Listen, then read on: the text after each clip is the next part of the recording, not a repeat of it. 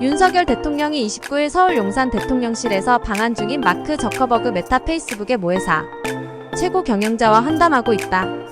사진 대통령실. 윤석열 대통령이 29일 페이스북 모회사인 메타의 마크 저커버그 최고 경영자 CEO를 만나 가짜 윤석열 영상에 대한 경험담을 밝혔다고 대통령실 고위 관계자가 전했다. 대통령실에 따르면 윤 대통령은 이날 오전 용산 대통령실 청사에서 저커버그를 접견해 며칠 전 저에 대한 허위 영상이 퍼지는 걸 직접 겪어봤고 아직도 SNS에 남아있다며 가짜 뉴스와 허위 선동 조작은 자유민주주의를 위협하는 심각한 문제라는 취지의 언급을 했다고 한다. 윤 대통령은 저커버그에게 메타와 같은 빅테크 플랫폼 기업이 가짜뉴스 대응에 각별한 관심을 가져달라고 당부했고 저커버그는 선거에 대한 부정행위를 막으려 적극적인 노력을 하고 있다고 답했다. 최근 페이스북과 유튜브에는 가상으로 꾸며본 윤 대통령 양심고백 연설이라는 제목의 짜깁기 영상이 확산됐다. 방송통신심의위원회에서 영상을 삭제하고 차단하고 있지만 페이스북 등 SNS에선 여전히 쉽게 찾아볼 수 있다.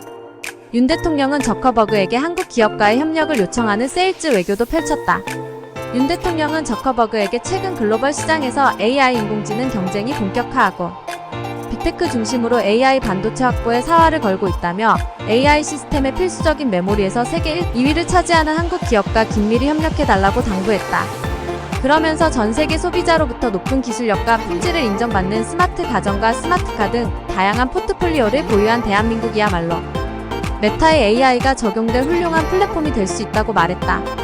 메타가 주력하는 메타버스 사업에 대해서도 한국도 시공간 제약을 넘어 새로운 부가가치를 창출하는 미래 먹거리인 메타버스 산업을 육성하기 위한 지원을 계속하고 있다며 메타버스 생태계 조성을 위해 R&D 연구개발, 인재 양성 등 메타와 협력을 희망한다고 말했다.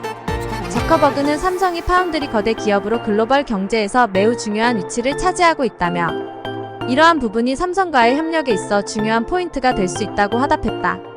그는 대만 회사인 TSMC가 메타의 반도체를 제조하는 점을 언급하며 TSMC에만 의존하는 것은 위험할 수도 있지 않겠느냐며 그렇다면 다음 협력 파트너는 삼성이 될 수 있지 않겠느냐는 취지의 말을 했다고 한다.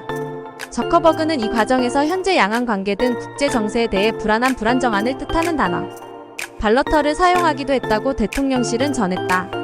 메타는 지난해 5월 AI 서비스용 칩을 자체 설계해 제조를 TSMC에 맡겼고 지난달에는 차세대 AI 칩을 연내 자사 데이터 센터에 탑재한다고 밝혔다.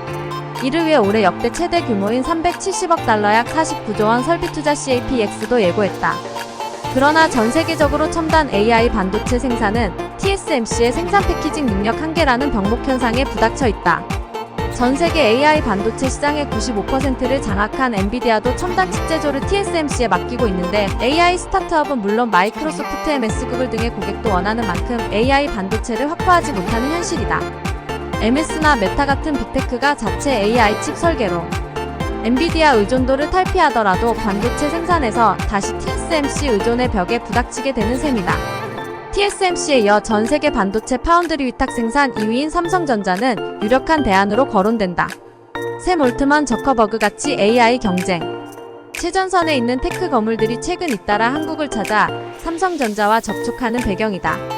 대통령실 고위 관계자는 삼성의 위치가 메타와의 협력을 강화하는 중요한 포인트가 될 수 있다며 메타 입장에서도 TSMC에 의존하는 부분을 안정화하는 데 도움이 될 것이라고 말했다. 지난 27일 방한한 저커버그는 사흘간의 일정을 마치고 이날 인도로 출국했다.